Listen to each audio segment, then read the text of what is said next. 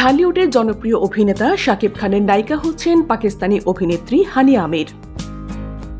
এমন গুঞ্জন ছড়িয়ে পড়ে সামাজিক মাধ্যম ফেসবুকে।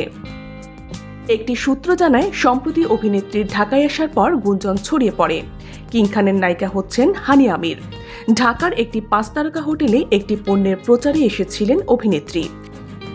সেখান থেকেই ঘটনার সূত্রপাত। সেখানে অনুষ্ঠানের উপস্থাপক জানতে চান, শাহরুখ খান নাকি শাকিব খান, কে আপনার পছন্দ? সেই প্রশ্নের জবাবে হানিয়া আমির বলেন, আমার মনে হয় তোমরা শাকিব খানকে অনেক বেশি পছন্দ করো, তাই আমারও পছন্দ। এই ঘটনার পর সিনেমা প্রেমীদের মধ্যে গুঞ্জন ছড়িয়ে পড়ে শাকিবের নায়িকা হচ্ছেন হানিয়া। চলতি মাসের শুরুর দিকে আমেরিকা থেকে ফিরেছেন শাকিব খান। পরে তরুণ নির্মাতা সাকিব ফাহাদের সোলজার সিনেমার লুক টেস্ট ও শুটিং পূর্ববর্তী কাজে অংশ নেন। তবে কি এ সিনেমায় থাকবেন হানিয়া আমির?